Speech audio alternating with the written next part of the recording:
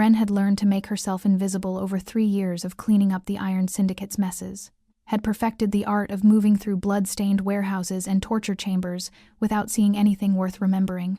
She kept her natural silver blonde hair hidden beneath cheap black dye that she reapplied every 2 weeks in grimy motel bathrooms, kept her unusual violet eyes covered with brown contacts that made her vision slightly blurry but kept her unremarkable, kept her head down and her mouth shut, so no one would notice the small spark of humanity she hadn't quite managed to extinguish. Cleaners who drew attention didn't last long in the Syndicate's system, and Wren had survived this long by being forgettable, invisible, nothing worth noticing. Tonight she was on cleanup duty in the abandoned warehouse district, a task given only to the most trusted cleaners because it meant being alone in the places where the Syndicate dumped their darkest secrets, places where escape might be possible if you were stupid enough to try. Wren had learned years ago that escape was a fantasy. Every gang within the city had agreements with the Syndicate to return runaway workers. The streets were full of enforcers who'd kill a lone woman for sport, and even if by some miracle she made it out of the city, what then? She had no family, no resources, no identity beyond the work papers that marked her as Syndicate property. Running would just mean dying tired instead of dying here, and at least here she knew what to expect. She carried her bucket of industrial cleaner and her bag of scrub brushes through the deepest sections of the warehouse district, checking off rooms on her assignment sheet, sanitizing spaces where terrible things had happened just hours before. The Iron Syndicate had gotten rich off their underground operations, rich enough to challenge even the established crime families for territorial control and influence. They worked their cleaners until they dropped and then just recruited more, an endless supply of desperate people from families they'd destroyed in their expansion. Wren had been one of those unfortunates, recruited at 22 when the Syndicate enforcers had massacred her entire family because her father, a low-level enforcer himself, had tried to leave the organization. She tried not to think about that night, about her parents who died begging for mercy they'd never receive, about her little sister Lily, only 12 years old, who'd been shot in front of Wren to ensure her compliance, about the life she'd been supposed to have. College, maybe, or travel, or just the simple freedom to choose her own path. The future that had been stolen when the Syndicate's lieutenant had decided that making an example was worth more than letting one man walk away. The sound hit her as she approached the sealed basement section, a low, agonized growl that resonated through the concrete walls like distant thunder. Wren froze, every survival instinct screaming at her to turn around and leave. She'd been explicitly told that this section was off-limits, that it had been sealed for a week for special projects, and that cleaners who asked questions about special projects became part of them. But that sound, raw pain mixed with defiant rage, the sound of something dying slowly but refusing to break, called to the part of her that 3 years of horror hadn't quite killed. The part that remembered her sister's favorite color was yellow. The part that still believed, somewhere deep and buried, that she'd been human once. Wren's hands were shaking as she set down her cleaning supplies and approached the reinforced steel door. It was marked with warning symbols she recognized from other assignments: silver hazard, magical containment, authorized personnel only. The lock was complex but not impossible. She'd learned to pick most Syndicate locks because sometimes the difference between finishing a job on time and facing punishment was getting through a door fast. The mechanism clicked. She pulled the heavy door open, and the smell hit her: first blood, infected wounds, and the acrid metallic scent of silver burning flesh. Then she saw him. A massive black wolf, easily twice the size of any shifter she'd ever seen, lay wrapped in layers of industrial silver chains. The chains weren't just restraints, they were covered in suppression runes that glowed faintly in the darkness, the kind of magic-etched metal that prevented shifting and drained life force hour by hour, day by day. The wolf's amber gold eyes tracked her movement, blazing with pain and rage, and something that looked almost like hope, even as that light was visibly fading. Wren recognized this level of overkill immediately. This wasn't just a dangerous shifter the Syndicate wanted contained. This was someone they feared enough to torture slowly, publicly within their organization, as a lesson about what happened to those who challenged them. Helping him was treason. Getting caught would mean torture that would make her sister's quick death look like mercy, then disposal, then her body would become tomorrow night's cleanup job for another invisible cleaner who'd learned to look away. But those amber eyes held hers, and Wren heard herself whisper the words that would shatter her invisible existence forever. "I'm going to get you out of here." Wren's hands moved with practiced efficiency as she pulled industrial bolt cutters from her cleaning kit, the same tools she used to break locks when rooms needed accessing and keys weren't provided. The wolf watched her with those blazing amber eyes, his massive body tensed as if expecting another form of torture. She dropped to her knees beside him, the concrete cold and damp beneath her, and gripped the first chain. "Stay quiet," she murmured, positioning the cutters. "Enforcers patrol every 2 hours. We have maybe 90 minutes before the next sweep." The silver chain was thick, designed to restrain something far stronger than human, and wrapped around the wolf's throat so tightly it had left raw, burned grooves in his fur and flesh. Wren gripped the metal directly, no gloves, no protection, and the wolf made a sound of alarm. But the silver didn't burn her. It never had. Her grandmother had called it a blessing from the moon goddess. This strange immunity that let her handle the metal that was poison to shifters and painful to most humans. Her mother had called it a genetic mutation that occurred maybe once in a generation. Wren had learned to call it survival, because it was the only reason the syndicate hadn't killed her outright when they'd discovered it accidentally during her first month of cleaning. They'd kept her alive because she was useful, someone who could sanitize torture chambers and handle silver-based security systems without protective gear. The bolt cutters bit into the chain. Metal screamed. The wolf tensed but didn't move. Didn't make a sound beyond harsh, labored breathing. The chain snapped. "One down. At least 15 to go. This is going to take a while," Wren said quietly, moving to the next restraint. Sweat was already beading on her forehead despite the basement's cold. "But I promise I won't leave you. I promise you're getting out." She kept talking while she worked, partially to keep him calm, and partially to fill the terrible silence. She warned him about patrol routes, described the best escape paths through the warehouse district, explained which maintenance tunnels led away from syndicate territory. Her hands cramped from the physical effort, not from silver burn, but from cutting industrial-grade metal for over an hour. When the bolt cutters couldn't break through the thickest chains, she switched to a hacksaw from her kit, the blade designed for cutting through rebar and steel pipes. The suppression runes etched into the chains made everything harder. She could feel the magic fighting her, could see the runes flaring brighter each time she damaged a chain, as if the enchantment itself was trying to prevent escape. But Wren was nothing if not persistent. 3 years of cleaning up after monsters had taught her that sometimes survival meant pushing through when every instinct screamed to stop. When she finally cut through the chain wrapped around his throat, the wolf took his first full breath in what must have been days. The sound was agonized and relieved all at once, his massive body shuddering. Wren's own breathing was ragged now, adrenaline and fear catching up with her. Her hands were bleeding from blisters and cuts from effort, from metal edges, not from the silver itself. She worked faster now, attacking chest restraints and leg bindings with desperate speed. Metal shavings covered the floor around them, evidence that would need cleaning if she survived this. Behind her, she could hear the distant sounds of the warehouse footsteps on upper levels, voices calling to each other. The normal sounds of syndicate operations that suddenly felt threatening. The last chain fell away with a clatter that seemed deafening. The wolf lay still for a moment, as if unable to believe he was free. Then, with visible effort, he pushed himself upright on trembling legs. Wren started frantically gathering chains, her cleaner instincts screaming that she needed to hide evidence. "You need to go now," she said urgently. "They'll torture everyone in the cleaning crew if they know I helped. They'll..." "Wait." The voice came from the wolf's throat, rough, almost human, and Wren watched in shock as power rippled through the basement. His form began to change, bones restructuring, fur receding. The transformation seemed to take forever, weakened by days of suppression. But when it finished, a man stood before her. A man who was easily 6'5", naked and covered in silver burns and torture marks that painted terrible stories across his skin. Black hair fell past his shoulders, tangled and matted with blood, amber gold eyes that burned with intensity despite obvious weakness, and a presence God's, the presence that screamed danger and power and absolute lethality even while injured. Wren's heart stopped as recognition slammed into her. She'd heard his name whispered among enforcers with fear and grudging respect. She'd cleaned rooms where his organization's movements were discussed like weather patterns that could destroy everything.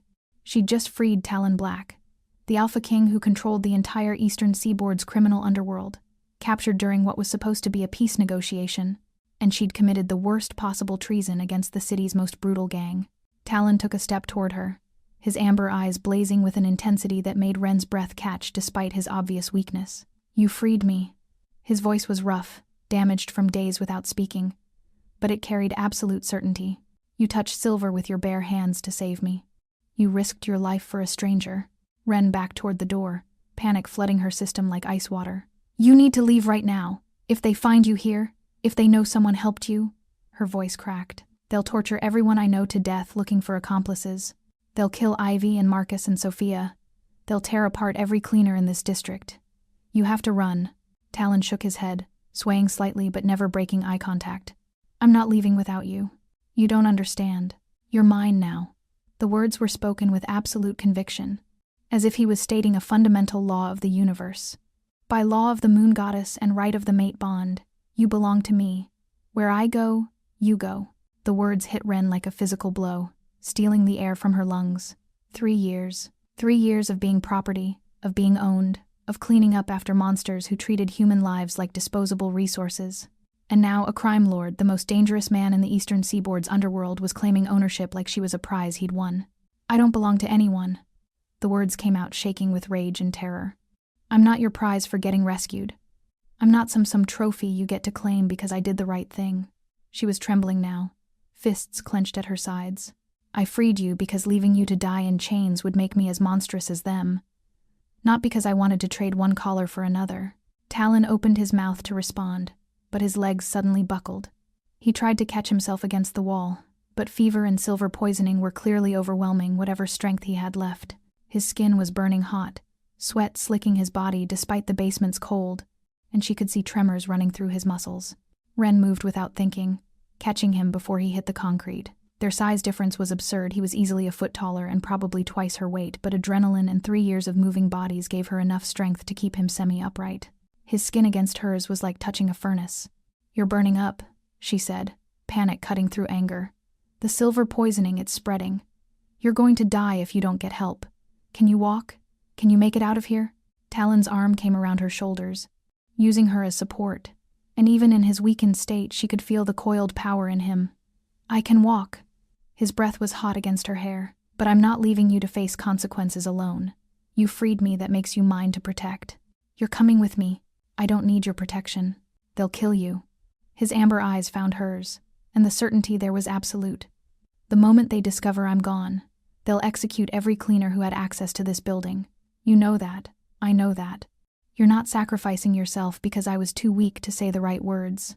Ren wanted to argue, wanted to scream that she wasn't his responsibility, wasn't his anything. But he was right about one thing: the syndicate would slaughter everyone remotely connected to this basement. They'd torture first, trying to find accomplices, and then they'd kill slowly to send a message. Ivy, Marcus, Sophia, everyone she'd warned, everyone who might have fled or might have stayed, they were all dead the moment someone discovered that empty basement. And arguing with a dying, possessive alpha about terminology, while enforcers could arrive any second, was pointless. Fine, she bit out, adjusting her grip to better support his weight. You can walk, we walk together, and I'll help you get to your territory. But we're having serious words about this mine thing once you're not actively dying. Clear? Talon's smile was all predator despite his weakness. Crystal clear. Good, now move. We have maybe 40 minutes before the next patrol, and you're leaving a blood trail that a blind enforcer could follow. Ren looked at Talon, then toward the upper levels of the warehouse where she knew the other cleaners would be finishing their shifts. I can't leave without warning them. When they find you gone, they'll execute everyone who was here tonight. I need 5 minutes. Talon's jaw tightened, but he nodded. 5 minutes. I'll wait in the shadows near the loading dock. But Ren. His hand caught her wrist, his grip fevered but gentle. If you're not back in 6, I'm coming to find you. She ran. Ren found Ivy first, the older woman who'd been a cleaner for 10 years, who'd taught Ren how to get bloodstains out of concrete and which enforcers to avoid. She was in the second-floor break room, counting out her pittance of payment for the night's work. Ivy, listen to me. Ren grabbed her shoulders. I freed the Alpha King, Talon Black. He's alive and I'm helping him escape. They're going to tear this place apart looking for accomplices. You need to run, now. Ivy's eyes went wide with terror. You did what? Ren, I know what they'll do. That's why you need to leave. Get as far from here as you can, tonight. She found Marcus next. The former accountant whose gambling debts had gotten him recruited 3 years ago. He was in the storage room, replacing cleaning supplies. When she told him, his hands started shaking so badly he dropped the bottle of industrial cleaner. You're insane, he whispered. You're going to get us all killed. You're already dead if you stay. Run. Young Sophia was hardest, 16 years old, brought in 6 months ago when her mother tried to steal from the syndicate. The girl looked at Ren with such desperate hope and terror that it physically hurt. "Come with me," Ren begged. "Please, Sophia. Just run." "Where?" Sophia's voice broke. "Where would I go? I have no one. Nowhere. Anywhere is better than here. Please." Some believed her and fled into the night, disappearing into the city's shadows. Some thought she'd lost her mind and went back to work, convinced she was having some kind of breakdown. Some were too afraid to move, paralyzed by years of conditioning that taught them running meant dying. Ren did what she could, then ran back to the loading dock where Talon waited in shadows that seemed to bend around him despite his weakness. They moved through the warehouse district together, Ren navigating because she knew these streets intimately. 3 years of disposing of evidence and bodies had taught her every patrol route, every dead zone where cameras didn't reach, every alley that connected to maintenance tunnels. Talon leaned heavily on her, his breathing growing more labored with each block they covered. Behind them, alarms suddenly split the night, a wailing siren that meant emergency, that meant prison break, that meant hunt. Someone had found the empty basement. "Faster," Ren urged, but Talon was stumbling now, his weight nearly dragging them both down. Silver poisoning was spreading through his system, the fever burning higher. They'd covered maybe 10 blocks when his legs finally gave out completely. He collapsed in an alley between 2 abandoned buildings, his back against brick wall, chest heaving with the effort to breathe. Ren dropped beside him, panic clawing at her throat. "No, no, no, stay with me. You can't die now. Not after." Her hands frantically searched his pockets, looking for anything that might help. Her fingers closed around something cylindrical, an emergency injector, the kind high-level criminals carried. She pulled it out. "Synthesized shifter healing serum mixed with silver neutralizer," the label said. "Expensive. Illegal. Possibly their only chance." "This is going to hurt," she warned, and jammed the injector against his neck. Talon's body convulsed violently the moment the medicine hit his system. His back arched, muscles seizing as the serum fought the silver poisoning spreading through his veins. Ren threw herself across him, pinning him down so the seizures wouldn't slam his head against the concrete, her hands on his face, his shoulders, anywhere she could reach. "Stay with me," she whispered desperately. "Please stay with me. We're going to make it. I promise we're going to make it. Just hold on."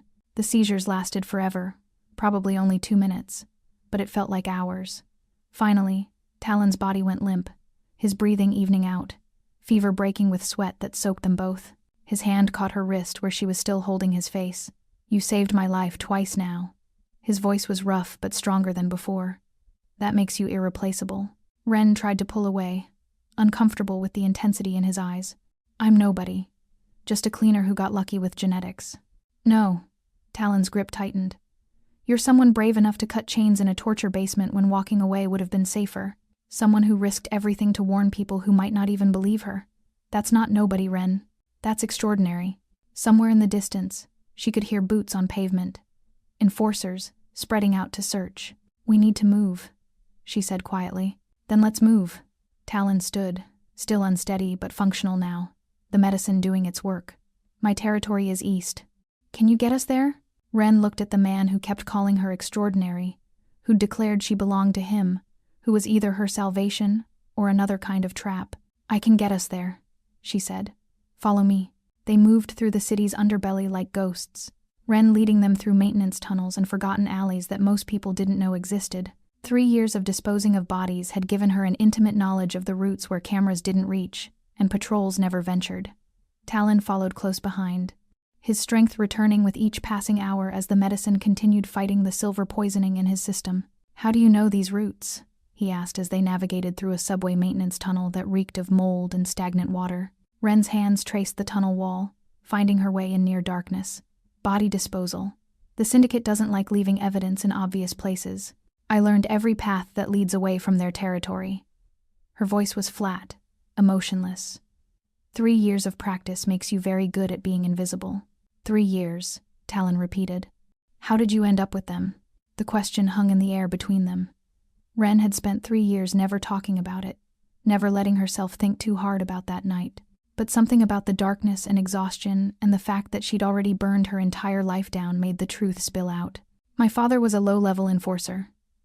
Not important, just muscle they used for collections and intimidation. He tried to leave." Her voice cracked slightly. "He thought he'd saved enough money, thought we could disappear to another city. Start over. But the syndicate doesn't let people leave. They came for us one night. Made him watch while she couldn't finish. Didn't need to. My mother, my father, my little sister Lily. Ren's hands were shaking now. She was 12 years old. They shot her in front of me to make sure I understood what cooperation looked like. Then they gave me a mop and bucket and told me to clean up the mess. Talon had gone absolutely still behind her, and when she glanced back, his amber eyes were blazing with barely controlled rage. His jaw was so tight she could see the muscle jumping. They kept you alive as a message, he said, his voice dangerously quiet. Living evidence of what happens when you try to leave. And they discovered my silver immunity within the first month, so I became useful. Too useful to kill. She laughed, bitter and broken. Lucky me. I've been trying to dismantle their human trafficking pipeline for years, Talon said. But they're too entrenched, too connected to the other gangs. Every time I get close, they scatter like rats. His hand found her shoulder in the darkness. I'm going to burn their entire operation to the ground. For you. For Lily. For everyone they've broken.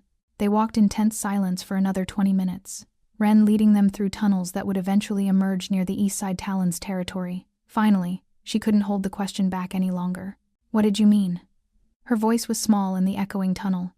When you said I belong to you, that I'm yours. Talon stopped, and she felt his presence in the darkness as he moved to face her.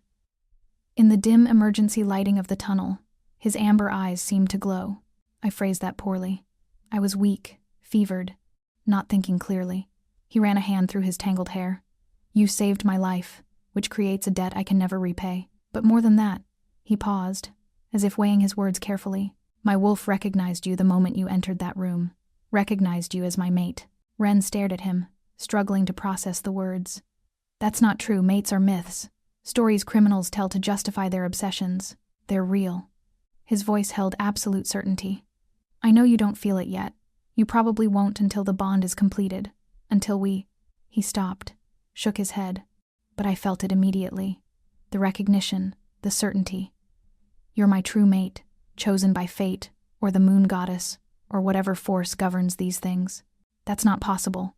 Ren's voice was shaking. I'm nobody. Just a cleaner covered in other people's blood. You're the Alpha King. You could have anyone. You're mine. The words were fierce, possessive, but then his expression softened. And that's not ownership, Ren. That's not another collar to replace the syndicates. In my world, being someone's mate means partnership. It means I'll protect you with everything I have, provide for you, destroy anyone who tries to hurt you. It means your choices matter, your voice matters, your freedom matters. His hand cupped her face, thumb tracing her cheekbone. It means you'll never be invisible again. Never be nothing. Because you're everything to me. Ren didn't know whether to believe him or run. But standing in that darkened tunnel with his hand gentle on her face despite the violence he was capable of, she realized something terrifying. She wanted to believe him.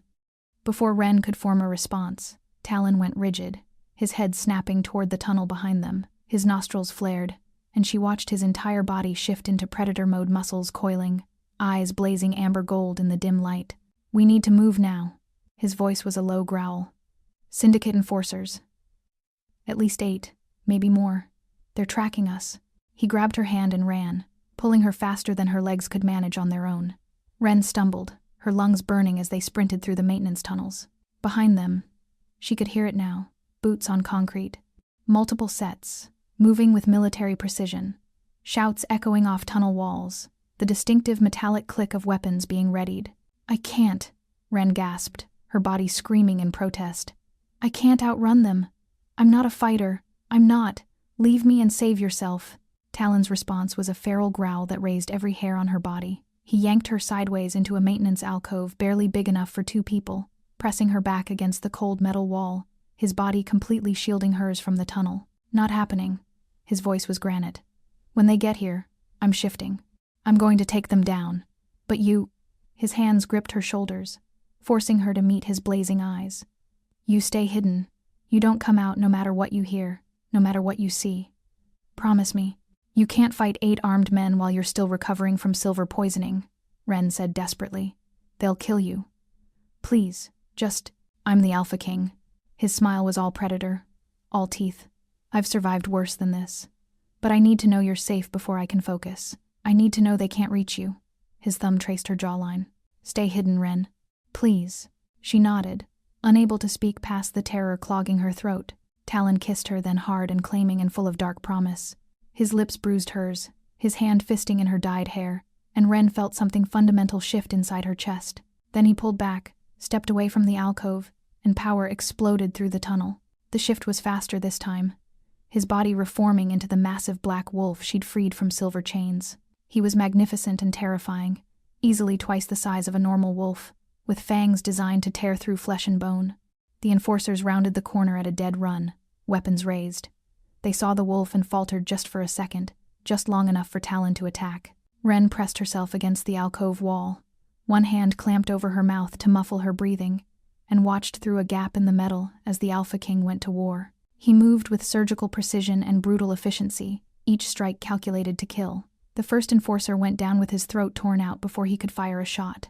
The second managed to get off a round that ricocheted off tunnel walls before Talon's claws opened his chest. It was violence like Ren had never witnessed, not the casual cruelty of the Syndicate's torture chambers, but the focused lethality of an apex predator defending what was his. But he was taking hits. A bullet caught his shoulder. A knife scored his flank. His blood splattered the concrete and filled the air with copper scent. Ren bit down on her hand to keep from screaming, from running to help, from doing anything that would distract him. The last enforcer fell with Talon's jaws locked around his neck. Silence crashed over the tunnel like a physical force. Then Talon shifted back to human form, and Ren saw him sway dangerously on his feet. Fresh wounds covered his body, blood streaming from the bullet wound in his shoulder. A deep knife gash across his ribs, still bleeding freely. She ran to him before conscious thought caught up with survival instinct. "You're an idiot," she said, catching him before he could fall. An absolute idiot who almost died again. Talon's grin was blood-stained but genuine. "But I didn't die. Because I had you to protect." His hand found her face, leaving a smear of blood on her cheek. "Worth it. You're worth everything." "You're delirious from blood loss," Ren said, but her voice was shaking. "Can you walk? We need to move before more come." "I can walk." He proved it by standing straighter, though he kept one hand on her shoulder for support. "My territory is close now. Another 15 minutes. We're almost home." "Home," he'd said. As if she belonged there. As if she belonged with him.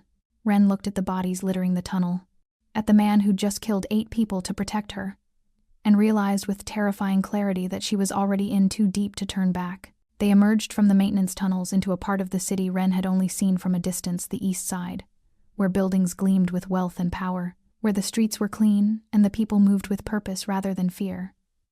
Talon's territory. She could feel the difference immediately, a shift in the air itself. His people were everywhere, lookouts on corners who straightened when they saw Talon approaching. Enforcers posted outside businesses who immediately began speaking into radios. Shop owners who stepped out of their establishments with relief flooding their faces. This wasn't the Syndicate's kingdom of terror. This was something else organized.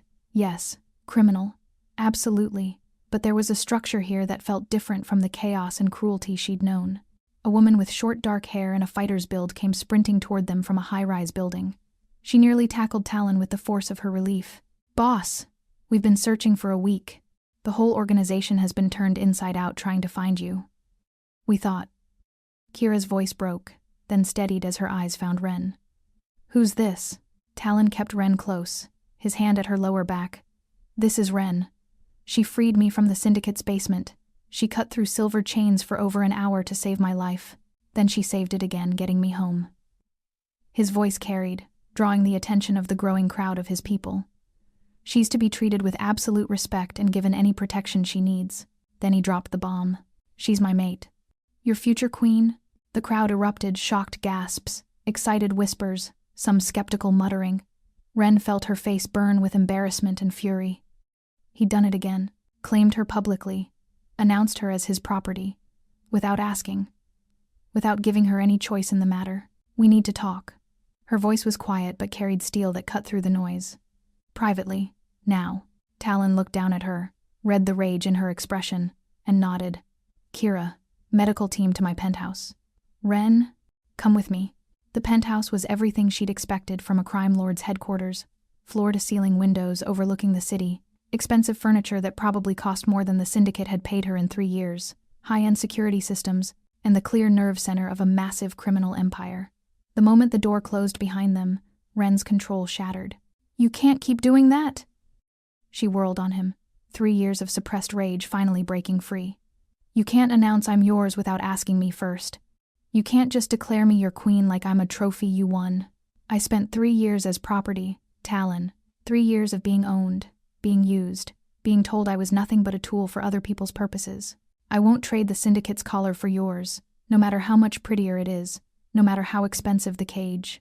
Talon looked genuinely shocked, his expression shifting from confusion to dawning horror to shame. "You're right." The words came immediately. No defensiveness, no excuses. "Gods, you're right. I keep in my world. Public claiming is protection. It tells everyone you're under my protection. That hurting you means war with me. But I'm taking away your choice. I'm making decisions about your life without asking you first." He ran a hand through his blood-matted hair. "I'm sorry, truly sorry." The immediate apology stunned her. The syndicate never apologized, never admitted fault, never showed weakness. "I don't want to be claimed," Ren said, her voice softer but still firm. "I don't want to be anyone's mate or queen or possession. I just want to be free to choose my own path, to make my own decisions. To be a person instead of property." Talon nodded, his amber eyes holding hers with painful intensity. "Then choose. I'll give you your own secure apartment in this building, separate from mine, your own space entirely. You can come and go as you please. No guards following you unless you request them. No restrictions on your freedom." He moved closer but didn't touch her. "I'll court you properly, let you decide if you want this life, if you want me, without pressure or public declarations. The mate bond doesn't have to be completed. You can walk away entirely if that's what you want." "Just like that?" Ren couldn't hide her suspicion. "You'll just let me go?" "I'll let you choose," Talon corrected. "Because you deserve that choice. Because you deserve to be free after 3 years of slavery." His smile was sad. "And because forcing you to be mine would make me no better than them." Ren stared at this man, this alpha king, this crime lord, this predator who just killed 8 people to protect her, and saw something she hadn't expected: genuine respect for her autonomy. It terrified her almost as much as the mate bond did. Over the following weeks, Talon proved his word in ways that left Ren constantly off balance. The apartment he gave her was more than luxury, it was sanctuary. Floor-to-ceiling windows with blackout curtains she could control. A kitchen stocked with actual food, instead of the expired rations the syndicate had provided. A bathroom with water pressure that didn't fluctuate between scalding and freezing. Her own space, her own key. No guards posted outside her door unless she requested them.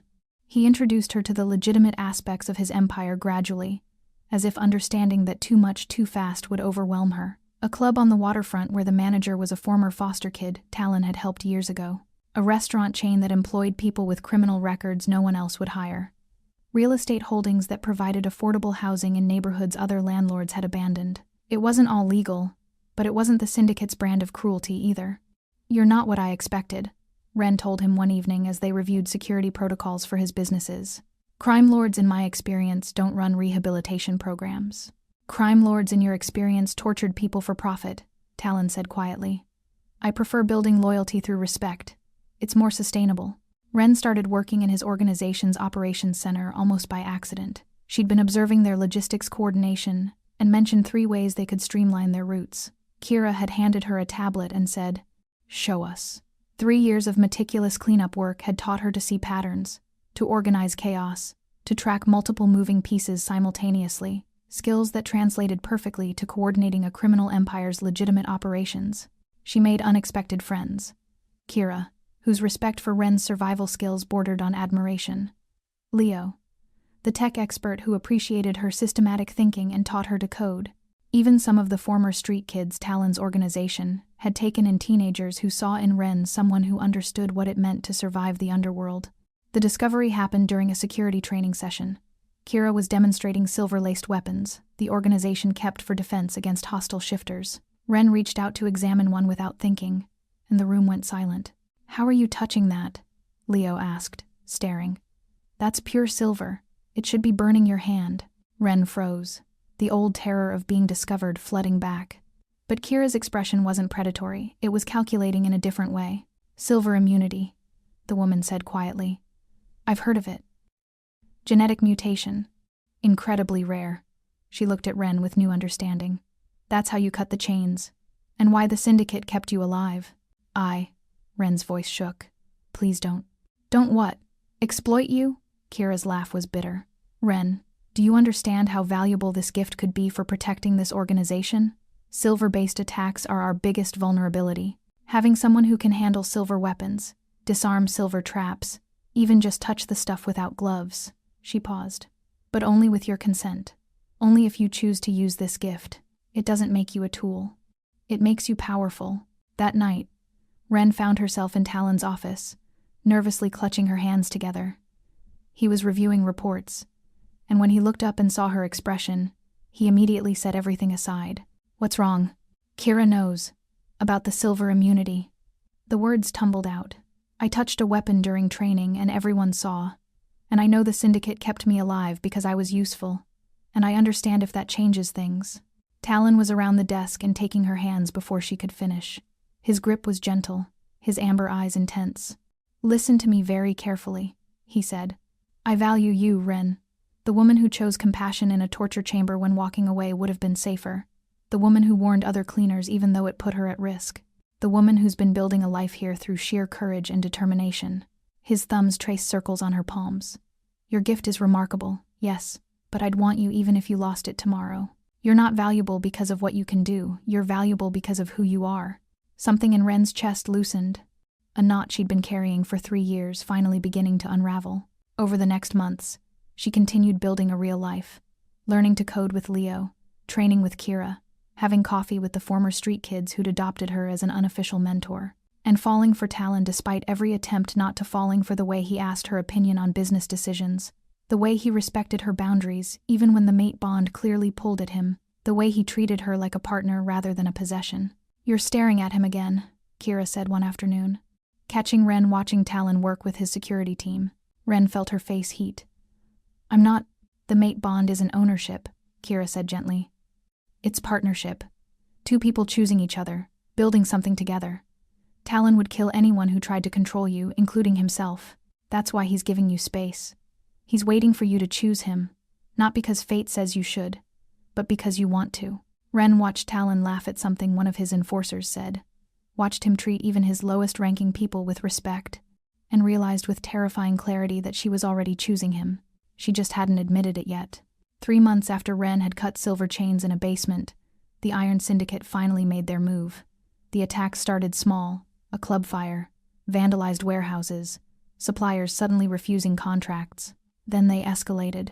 3 of Talon's enforcers were found dead in Syndicate territory, their bodies displayed as a message. The war everyone had been anticipating was coming. Ren was in the operations center coordinating defensive strategies when the commotion started. Voices raised in alarm, security rushing to intercept someone at the building's entrance. Then Kira appeared in the doorway, her expression grim. You have visitors. Says she knows you. Ivy stumbled into the room, followed by Marcus and 2 other cleaners Ren recognized from the warehouse district. They looked half-starved and terrified, but alive. Relief flooded through Ren so powerfully it nearly buckled her knees. You made it out, she breathed, pulling Ivy into a fierce hug. Barely. The older woman's voice was shaking. We've been hiding, running, trying to stay ahead of them. But Ren, we need to warn you they know. Ice settled in Ren's stomach. Know what? About your silver immunity. They've been tearing apart every cleaner they can catch, trying to figure out who helped the Alpha King escape. Someone finally broke. Told them about your mutation. Marcus stepped forward, his face haggard. They're planning a massive assault, not just to eliminate Talon to reclaim you. They see your gift as a weapon they've been searching for. Someone who can handle silver-based supernatural weapons without harm. The room went silent. Ren felt every eye turn toward her. Saw Talon appear in the doorway with an expression that promised violence. When? His voice was deadly calm. 3 days. Maybe less. They're mobilizing everything, every enforcer, every asset, calling in favors from allied gangs. Ivy gripped Ren's shoulders. I'm sorry. We tried to get here sooner, but you did perfectly, Ren said, even as her mind raced. 3 days. The Syndicate was coming for her, and they'd burn Talon's entire organization to get her. All these people, Kira, Leo, the former street kids, everyone who'd welcomed her would die because she'd chosen compassion in a basement. That night, Ren packed a small bag in her apartment. Just essentials. Enough to survive for a few days while she figured out how to turn herself in without getting immediately killed. If she left now, if she removed herself from the equation, maybe the syndicate would call off the assault. Maybe she could save the people who'd become family. She made it to the lobby before Talon appeared, blocking the exit with his considerable presence. "Where are you going?" His voice was dangerously quiet. "Away. Somewhere they can find me without having to go through your organization." Ren's hands were shaking. "I'm ending this before it starts." "You're sacrificing yourself." It wasn't a question. "I'm saving everyone else." She tried to move past him, but he caught her shoulders. "Let me go, Talon. Please. I'm not worth a war. You're worth everything." His eyes blazed with amber fire. "And if they want you, they'll have to go through me and every single person loyal to me. You're not just my mate. Ren, you're family to everyone here. We protect family. We don't trade them to monsters to buy peace. People will die. People will die anyway. That's what the syndicate does. They kill. They destroy. They take. We've been heading toward this war for years." His hands gentled on her shoulders. "But this time, we're fighting for something worth protecting. We're fighting for you." Ren looked up at this man who'd become everything she'd been afraid to want, and felt something break open inside her chest. "I can't let you die for me. Then fight with me. We face this together. Or not at all." The organization rallied with a speed that left Ren breathless. Within hours, every enforcer was armed, every business fortified, every ally contacted. If the syndicate wanted war, Talon's people would give them one they'd never forget. But first, Ren made a choice. She found Talon in his office that night, her heart pounding. "I want to complete the bond." He looked up, surprise and hope warring on his face. "Ren, not because of the war, not because I need protection." She moved closer, her voice steady. "Because you've spent 3 months proving you see me as a partner, not property. Because you gave me freedom when you could have taken it. Because I trust you. Because I choose you." The mating ceremony was private, just them, Kira and Leo as witnesses, Ivy watching with tears in her eyes. When Talon marked her, his teeth gentle on her neck, Ren felt the bond snap into place like a key turning in a lock. And through that connection, she felt everything: his absolute devotion, his determination to protect her autonomy even while claiming her, his fierce love that saw her humanity before her usefulness. When she marked him in return, Ren finally understood what Kira had meant. The mate bond wasn't ownership. It was choosing each other, every day, in a world that tried to break them both. The syndicate attacked at midnight with the coordinated precision of an organization that had been planning this assault for weeks. Explosions rocked 3 of Talon's warehouses simultaneously. Gunfire erupted at the waterfront clubs. Enforcers clashed in the streets while civilians ran for cover. It was chaos designed to overwhelm, to force Talon's organization into defensive positions, while the syndicate's main force pushed toward the high-rise where Ren was supposedly hiding. Except Ren wasn't hiding. She stood in Talon's operations center, wearing tactical gear, silver-laced weapons strapped to her body that would burn any other human who tried to touch them. Around her, a strike team of 12 waited for her signal: Kira, Leo, and 10 others who'd volunteered for what everyone knew was a suicide mission. "They expect us to defend," Ren said, her voice steady despite the adrenaline flooding her system. "They're throwing everything at our territory to keep us pinned down. But I know their infrastructure. 3 years of cleaning every facility, every warehouse, every route they use. While they're here attacking us," she pointed to a map, marked with her intimate knowledge of syndicate operations. "We're going there, to their headquarters. And we're burning it all down." Talon's hand found hers, the mate bond singing between them with worry and fierce pride. "You don't have to do this." "Yes, I do." Ren met his amber eyes. "They took 3 years from me. From Ivy, Marcus, Sophia, from dozens of others. This ends tonight." They moved through the city like ghosts, while the main battle raged blocks away. Ren led them through maintenance tunnels and back alleys she'd learned during 3 years of body disposal, paths the syndicate thought only they knew. Their headquarters was a fortified warehouse complex in the industrial district, heavily guarded normally, but tonight most of their forces were deployed attacking Talon's territory. Ren's silver immunity made the difference. She disabled silver-based security systems with bare hands, cut through silver-reinforced locks, handled weapons that would have crippled anyone else. They breached the complex in under 10 minutes. What they found inside made Ren's stomach turn even after 3 years of horror. Holding cells packed with people. children being trained as future cleaners, a torture chamber that made the basement where she'd found Talon look merciful. "Get them out," Wren ordered. "Every single one. And anyone who tries to stop us." Her voice went cold. "They answer to me." They rescued 38 people that night, cleaners who'd survived even longer than Wren. Trafficked workers the syndicate had been selling to other gangs.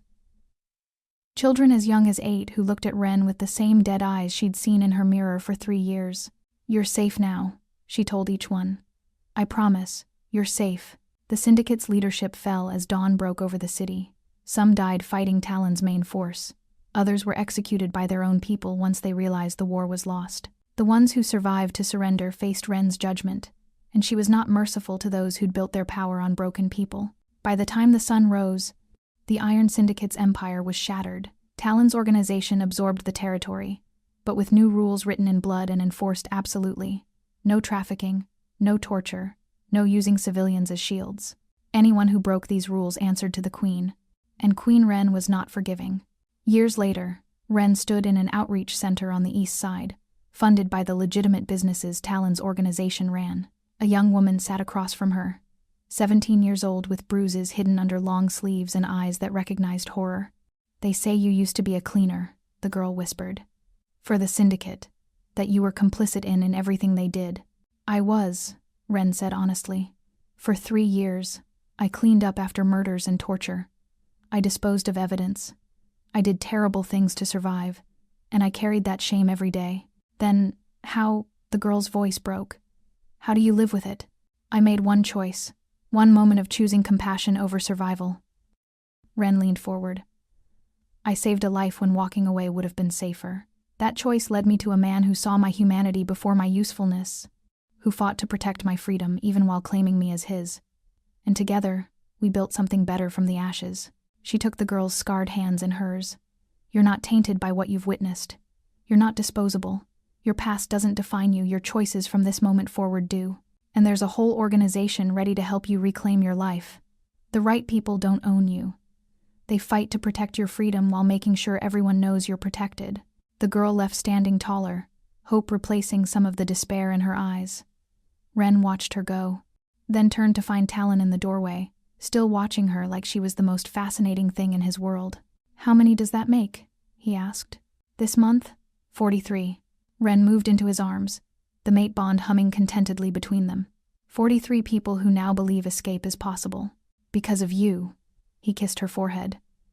The queen who cut chains in the dark and changed the entire underworld. Wren smiled against his chest, thinking about the woman she'd been 3 years ago, invisible, broken, believing she was irredeemable. And the woman she'd become, powerful, respected. Proof that redemption was possible even in the darkest places. She'd been nobody, just a cleaner. Now she was a queen who taught other nobodies that they were extraordinary too. If this story resonated with you, I'd love to hear about it. Have you ever had to rebuild trust after feeling disposable? Have you found people who fought to protect your freedom while claiming you as family? Share your story in the comments below. Your words might be exactly what someone else needs to hear today. Subscribe for more shifter romance featuring dark settings where hope survives, patient courtship that respects trauma and honors healing, and love that empowers rather than controls. These are stories about autonomy as sacred, about partnerships built on genuine respect even in the darkest places, about people who prove that broken doesn't mean finished, and complicity doesn't mean irredeemable. Your support helps create more stories for people who need to hear that they're not defined by what was done to them or what they had to do to survive. That one choice toward compassion can change everything. That the right people will see your humanity before your usefulness. Because sometimes the most powerful love stories aren't about perfect people in perfect situations. They're about survivors finding each other in the darkness and choosing to build something better together. One choice, one moment of courage, everything changes.